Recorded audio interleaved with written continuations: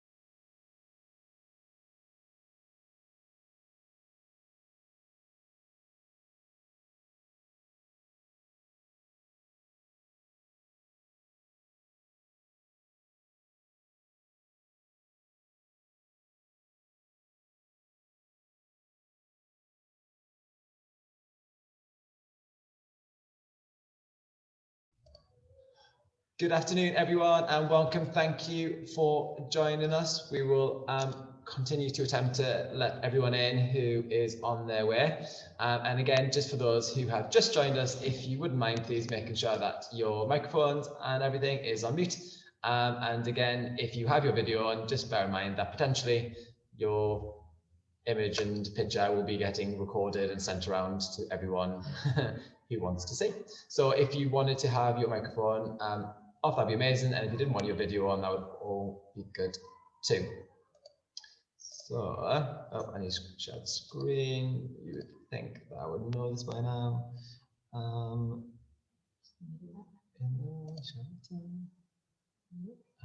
Well, this is different to Google Classroom. I had Google Classroom down to a fine art over lockdown, and this is different. Right.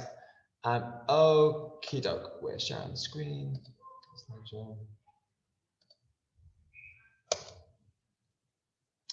Right, again, thank you for joining us. We really do appreciate it. As a school, we are having a huge push on reading. It is our key driver within our curriculum, and we are making sure that everything we do is focused in and around on the reading.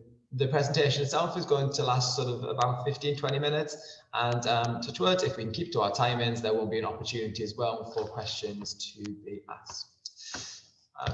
So we are going to have a look today at some typical reading strategies. We're going to look at how we can support your child at home, and we're also going to look for reading lists and suggestions, because sometimes it is difficult to find some inspiration, especially when we have so many eclectic tastes out there. So we'll offer some thoughts and ideas that potentially will be of benefit too.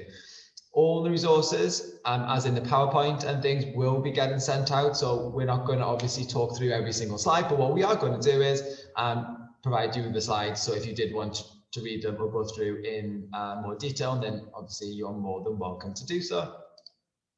On the screen, as you can see, there are a couple of diagrams and a couple of images. The images that you see are really based on the fact that we know that to have a successful reader underpins the entire curriculum. If you have a child that is engaged within the reading, if you have a child who is able to fluently decode and comprehend what is in front of them, they're going to be in a really good position. So again, some of the information that you can see on the screen just identifies some of the key benefits. So whether it is the bits that we all know about, such as the ability to improve your writing through wide reading, or whether it is the improvement in memory, I think they're the parts we know about. What I didn't know about is, and what I was a little bit sad about, was you can see that within the reading relieves 100% more stress than going for a run. As a runner, I pride myself on the fact that that was the best thing I could possibly do, and yet it seems that reading is far more beneficial. We can say it is 600% more de-stressing than, or de-stressing, not distressing, than it is playing on computer games and things like that. So it's really important, not just for academic attainment, but also when we are looking and exploring mental health. It is a really positive thing to be to be focused on, and it's a really positive thing to get into the habit of using. So again, the slides are there to go through when we have time. So again, when we're looking at reading, we're looking at the benefits that we see in regards to what it gives us. So if we are looking at students who read for 20 minutes at a time, we can see on the screen that that they have, let's go a little bit closer, that is 3,600 minutes per school year of reading, and it is a vast amount of words. If it goes down to 5 minutes, we can say that goes just down to 900 minutes, and that goes to 282,000 words. And again, children who read 1 minute will only have or be covered around 8,000 words per academic year. So that is a huge drop off. 20 minutes, even after the end of a long day, is a doable amount, and the impact that it can have on your child in regards to the vocabulary they are exposed to, and in regards to the language, the sentence structure, all those different things is massively important, and will allow them to access everything that we do within the curriculum so much easier and so much more confidently. And again, we want to talk about being a reading role model as well. I know, again, just for myself, when it comes to when you get in and you've had a day of work, you pick up your phone, you're sitting on there, and you need to demonstrate. The children need to see you being a reading role model, and that's one of the most effective ways that we can get children engaged, is them seeing you read, you reading together, it becoming more of a paired activity. So again, to be a reading role model is something that has a huge impact, is being proven through the research, and it is something that we can use really effectively to get either those children who are a little bit reluctant back on board, or again, just to continue to enthuse those children who are already on board and who do have a love of reading. Okay, and one of the key quotes that I always find extremely powerful is the fact that reading for pleasure, so the children who actively pick up a book and want to read, the fact that they enjoy reading for pleasure is the most impactful measure of future academic success of a child, and that far outweighs their socio and economic background. So reading for pleasure and being able to choose to do that is the biggest driving force in how children will develop within their education, and that's really massively important. I worked in areas that have real areas of deprivation, and obviously we live in lovely Tynemouth and all those different things.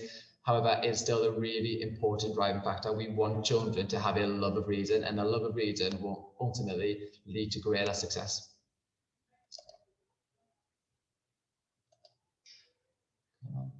Right, brings us to Seesaw, and you'll be very soon that my part will be having a rest in a moment, but brings us to Seesaw. And the reason why we have Seesaw in there is the fact that where we record reading at the moment is via Seesaw. So when we read with your child at school, we record it using Seesaw. When we have you read it at home, we want you to record it through Seesaw. The reason we use Seesaw rather than the old-fashioned books that we had previously is that it provides so much more freedom and flexibility, and is a fantastic tool for evidence collection. By having Seesaw, you can continue to send in so-and-so has read 3 pages of their reading book, they answered this question. So you can do it in no form. You can send videos in, and I know we've got children in my class who love sending videos of their reading in. That's amazing, that's amazingly powerful as well from the school, from an evidence viewpoint. And we've got pictures sent in. We have a load of different material now can be used in order to record. Just from my class, from this academic year, we have nearly 600 pieces of evidence of children reading, and that is a mixture of just general notes and comments, and that's a mixture of videos, that's a mixture of questions, that's a mixture, oh, we've got another turner, and we've got a mixture of photographs as well, and that's a really powerful evidence source. So we are able to rely on what we have in school, and we build that in against what we have and what we've been recording at home. It is for the first time recording everything in an e-portfolio, and it means that within one click we can press either as a whole class and create a whole PDF of evidence, or we can do it for individual children. So again, recording the reading that you are doing with your child in Seesaw is massively important. So again, if we're not doing that already, that would be a really useful thing to start doing. Again, it doesn't have to be anything too intense, but just a little note about what they're doing, how often they're doing it, and again, any questions, anything that you want to ask will be massively appreciated.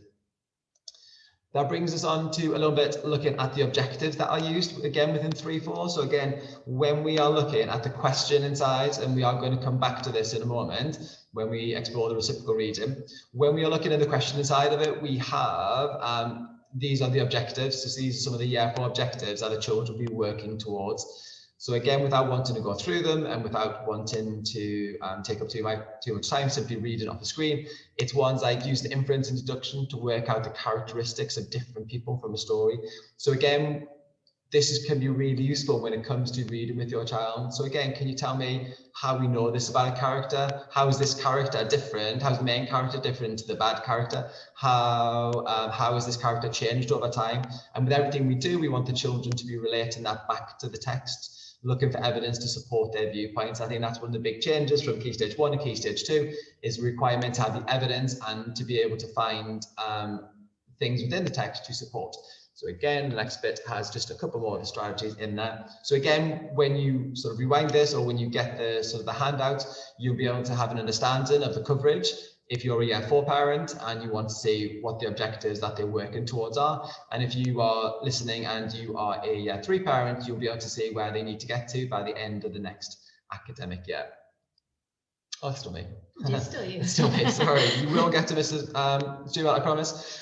One of the key strategies that we use in school, and that is only going to grow over the next sort of, especially 6 months when we get our training in, is the use of what we call reciprocal reading. Reciprocal reading isn't something that is new. It was developed in New Zealand in the 1970s, and it is used across and it can be used, across different year groups at different phases. It can be used all the way up into sort of well into secondary. And what reciprocal reading is, it's a way of allowing children to independently access a text. It's allowing them to independently look at how they would break down a text, and it goes through 4 key stages. Stage number 1, they would summarize what they have read previously. So again, it is not the whole story that's been read previously, it's the little part that, so it could be the paragraph, or it could be the section that's just been read.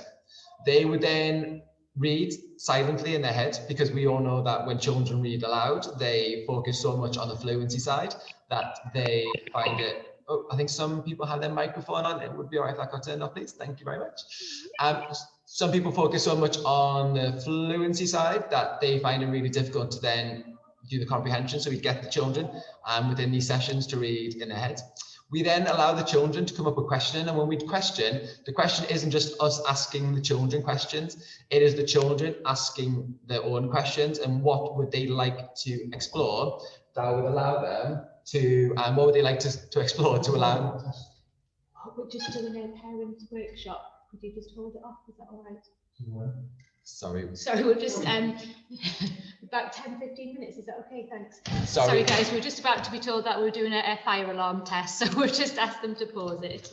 It's gone so smoothly as well, isn't it? So again, with the question, it's about allowing the children an opportunity to think, what would I like to know? What information would I need to have to be able to understand the text more? And I think one of the most powerful things that the training provides is that sort of understanding. When was the last time you asked your child, when you were reading with them, what would you like to find out next? What information do you need to know, and how can we find that? It is trying to flip it so the children have that ownership. They have that ownership, they're driving the learning, and they're telling you what information they would need in order to explore more. We have the clarifying. Clarifying can be done through a dictionary, or clarifying can also be done through context, so that's massively important. And again, predicting. Predicting is that 4th step, which is hugely important. Children need to be able to predict. They need to be able to have a clear idea about what is coming next and why. That why is massively important, because then it links back to the evidence for the text. If you are saying that there's going to be an alien that is going to come down, then you need to find evidence that supports your prediction. So again, it all ties into having a really deep understanding of the text. When children are really confident using the reciprocal reading approach, they can obviously do it within class, they can do it at home, but where the real value is when they are faced and when they are presented with a text that is independent and they don't have any scaffolding around, they can follow these 4 steps. And those 4 steps will allow the children in order to understand on a deeper level what has been presented in front of them. So reciprocal reading, especially on our first school site, is the main way that we teach children to learn how to comprehend and learn how to understand. From a simple diagram viewpoint, reciprocal reading is aimed specifically at those children who are in that sort of bottom right section, who have good word recognition, so they understand. However, their comprehension maybe not be quite so strong. So it's aimed at really the children who have really good word recognition, so age appropriate, they can break down texts, they can understand what is being said. However, they, in regards to the words themselves, but often find it difficult when it comes to the questioning side. And again, that question is put on that because I think what is really important is when we ask children questions, often if we're not showing them or explaining how we work out those questions, we're just winging the pig time after time after time after time. And what we need to do is we need to provide an opportunity for children to be able to have a chance to work out how they would answer the question. So it's not the question themselves, it's the strategies that allow them to go deeper into a text. And reciprocal reading is that strategy. It is that way that the children learn what's happening. It's the way that they can access far more difficult texts. And it's the way that they become confident as readers. So that takes us to the 4 steps again. So we won't go through this, but they are the 4 key steps that we are going through. That slide that we have there simply puts them more into a world focus of what we do. So again, when it comes to predicting, that's a skill that we use in reciprocal reading. And again, when you have a newspaper, you probably don't read every single word of that newspaper. You would select the bits that interest you. You would make choices, and that's all predicting. But we need to teach the children how to use and how to do those skills. And again, this is a little sentence stem that will come out. Again, it's a big part of the resources that you will receive. That just gives you some ideas about sentence starters, questions, and ways that you can initiate those type of questions that will replicate what is done within the school setting. Lovely. Hi, everyone. Just in case people don't know me, I'm Vanessa Stewart. I'm one of the assistant principals. I'm based actually over in the middle school, so parents of year 4 pupils, you'll be getting to see and hear more from me next year. My whole school responsibility is reading, so it's been me that's been sending out the surveys and requesting book donations and organising the events that we've done over the last year. Thank you very much to everyone who did send in some of the donations of the books that were absolutely gratefully received. So yeah, just to kind of take us through the next few slides, you can see here a poster that we actually have displayed in every room across the school, and it uses the same terminology, the same language as Andy's just been talking about there from reciprocal reading, and it's really there for as a prompt for teachers to refer back to, and whatever subject children are learning, it's, you know, it's a really good tool that obviously can be used at home as well to just really go a little bit deeper into the text. So as I mentioned, obviously we have been doing some reading surveys, and you know, overwhelmingly the pupils in especially the first school are very positive and passionate about reading, and you can see that the results there are very you know, favoured towards the fact that the majority are reading or choosing to read every day. And they enjoy reading a great amount. There is obviously a few pupils there at the bottom who aren't responding like that. And I'm sure those parents will be aware of the children that maybe don't enjoy reading. You probably know from the letter that we sent out, we have got an additional couple of sessions on for reluctant readers. So we'll not focus too much on those, but it's really just to say at this age, a lot of children do obviously really do enjoy reading. Our job in year 3 and 4 is to consider how we're going to continue that, because as the children get older, the numbers we've found do obviously decline. This is the parent survey. Again, you can see it was very positive with a large proportion of children choosing to read every day. I'm just letting someone else in. With children, a large proportion of children enjoying their reading at home, that they strongly agree. So like I say, the biggest focus that we want to kind of instill with our children in lower key stage 2 is how do we maintain that? So as we've said, we are putting a massive focus on reading within the curriculum. Everything that we are doing, we are really trying to encourage the children to enjoy reading, to see it as part of their learning. We're doing a lot of things within lessons, but also without lessons to kind of really encourage that. Individual reading, group reading, reading within the, using IT, just a huge amount of things that when we're planning lessons, we're always kind of keeping reading at the forefront of what we're doing.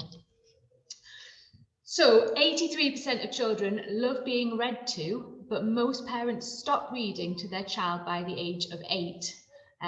That's taken from Scholastic research. And similarly, 77% of children aged 0 to 5 years are read aloud to at home. This declines to 37% for those aged 6 to 8 and only 20% of those aged 9 to 11.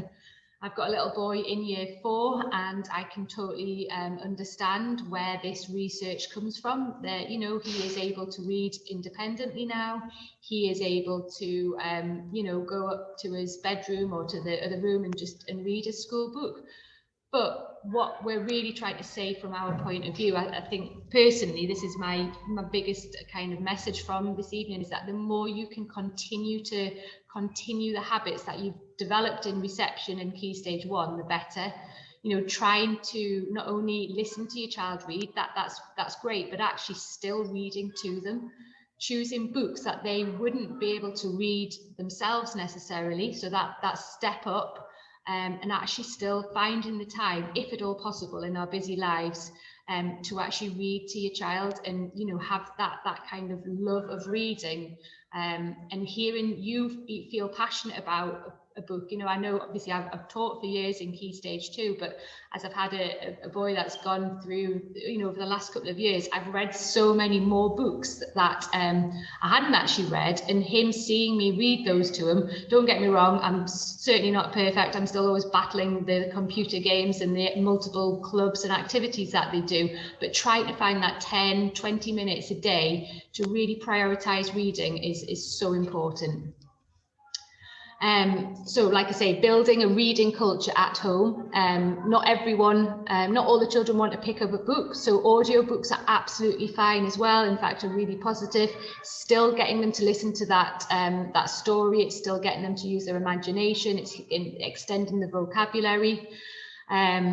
Reading aloud with your child, encouraging them to read more challenging books. So we often have discussions at school about, we want to build a love of reading. Do we just let the children read the book the series that they're really interested in? My first reply to that would be yes, we want them to read first and foremost. So yes, let them choose the books that they want to read, but do, where possible, encourage them to take it that step further. So to maybe explore similar authors. So they might still have a similar theme to them, but maybe that are a little bit more challenging. Talk about what they've read, go and ask them about the book, ask them why they've read that book, why they want to read that book, what other books might they want. And obviously the questioning that we've talked about, using some of the prompts that we've showed you, would be really powerful also. So it's, I think, again, as we get to this age of kind of children having a little bit more control over maybe how they spend their time, the key thing is to really develop a routine and rituals at home of where they're going to read. So building it into kind of the daily timetable, as it were. So is it 20 minutes before they go to bed? Is it when they first get out of the bath or before they get in the bath? Is it, when they first get in, is that the agreement before they potentially want to go onto a screen and play it again? Is it right, okay, there's 20 minutes before we do that, to really make sure that you've got some of that time. In our very busy lives, it's incredibly difficult. And again, I'll hold my hands up and say I'm not great at this, but can you be a reading role model to your child? Again, it doesn't have to be of a particular book. It could just be that they see you reading a newspaper, they see you reading a particular book that you're interested in. And I've seen a picture basically of a parent sitting with a phone, and the child sitting next to them also with a phone, and then a parent sitting with a book and a child sitting next to them with a book. And it's called, they look up to us, obviously, to see that as a role model. establish a home library, some place, you know, a place where their children can either borrow books from the library and bring them home, or borrow books from school, or perhaps have their own books so that they know that they've got that. Try to find somewhere that they enjoy reading. That might be in their bedroom, that might be in the sofa, you know, wherever they find enjoyable to read. Let's kind of encourage that. Can we make it into a competition over tea to, you know, name 5 different Roald Dahl books? So again, it becomes part of our everyday conversation. Use of the library when we can. And again, as we've sort of said, build it into your daily conversation so that when you're talking about other things, talk about the texts that they might have either read at school or at home. So it's as high profile as possible, I guess.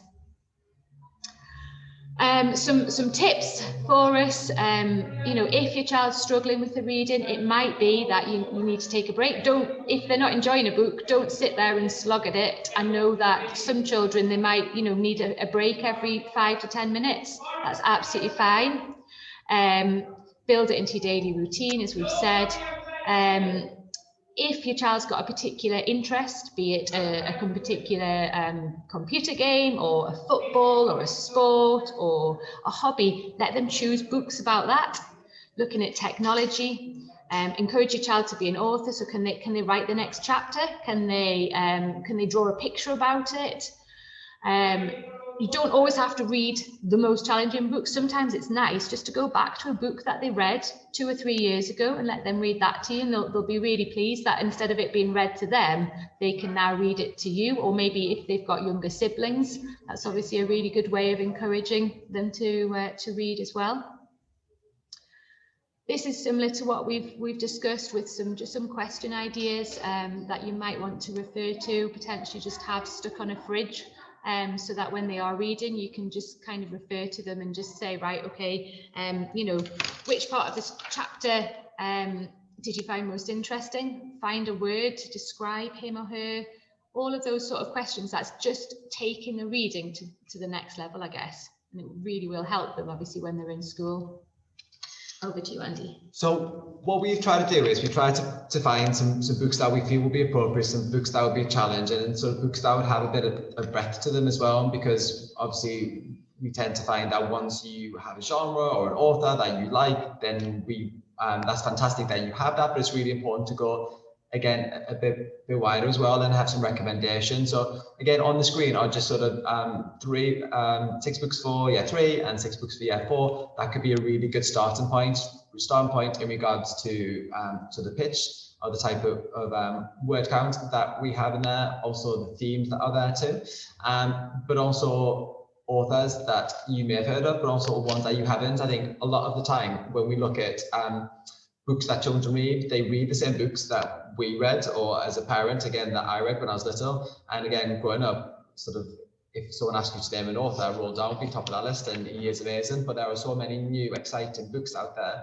We always make a real effort in school to have a look at sort of what's on the sort of the new children's bestseller lists every year when they come out, because every year there's these amazing, fantastic texts that can be used, and we want to keep on top of those. So they're really important to sort of keep an eye on too. So take some chances with books and authors that you've not heard of, because as the picture next one shows, again for 7s above, it just takes one author or one type of book, and it's amazing how you can make a real fantastic reading journey.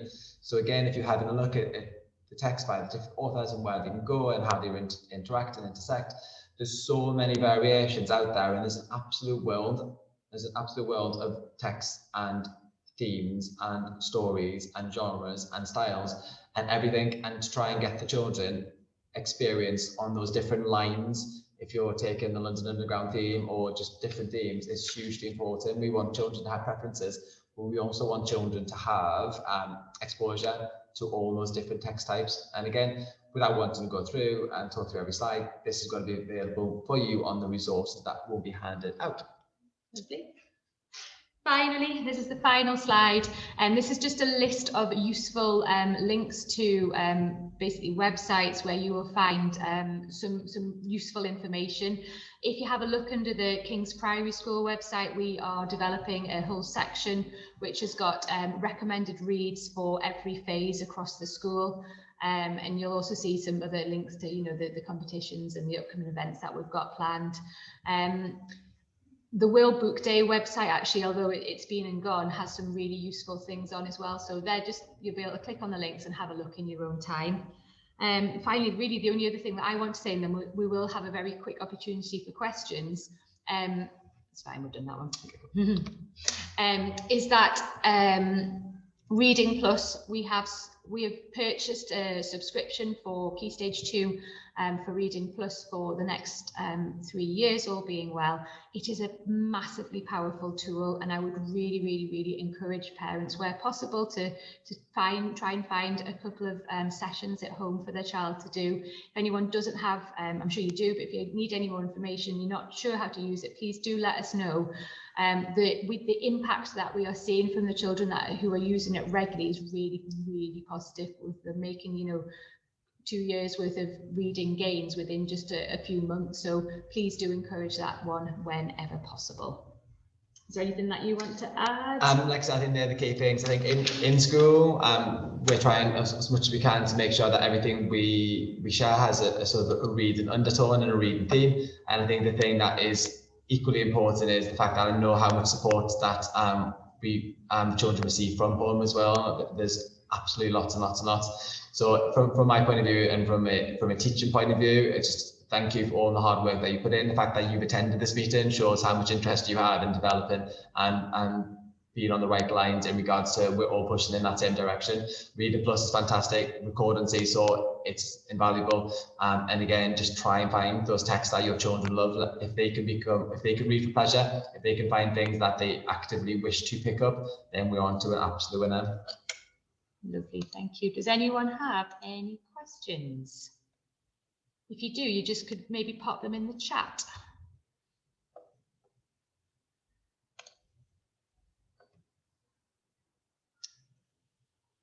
Thank you. Yeah, it's good to hear one of the parents has just said that they've enjoying Reading Plus as well, so that's good to hear. If anyone does have, like I said when I started, obviously I do have whole school responsibility for reading, so if anyone does have any other ideas of anything else that you've either, you know, your child suggested, you can think of, I'm always open to any suggestions. They would be gratefully received, so do please let me know. And if not, we will start to call it a day. What we'll do is I'll make sure that you get the PowerPoint as a resource. Yeah, the PowerPoint will go on the website as well. Yeah, and we'll make sure, especially the individual prompts, as in the sort of the question types and the sort of the question matrices, we'll make sure that they're there and available so they can be printed off and they can be accessed on the website at any point too, because I think they're going to be really important. I think it is difficult sometimes to think of appropriate questions or to know where to even start when you're questioning your child without just using what we would call sort of deduction questions, or what colour is the hat? The hat's red. We know those types of questions, and that's all good. But when we want to start getting a little bit deeper, especially at this age, they are a really useful resource to have as a sort of a backup. Lovely. And I think we're waiting to do the fire drill. So. All right. Okay, we're just about finished. We'll say our goodbyes. Thank you very much for attending. If, like we say, if you need to stay on and ask a question, that's absolutely fine. If not, thank you again.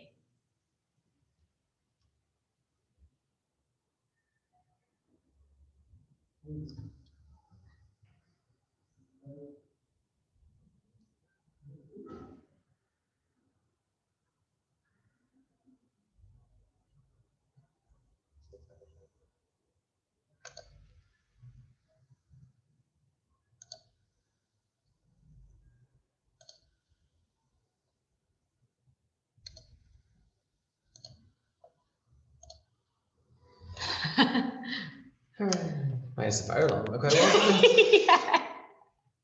Yeah. No fire alarm. No fire alarm. 5 minutes. Just come in. I was like, please just wait. They're going to be finished. Yeah, brilliant. Absolutely brilliant. Yeah. It was funny, that wasn't it? You felt like I started explaining, yes, I've just got about 30 parents sitting in front of me.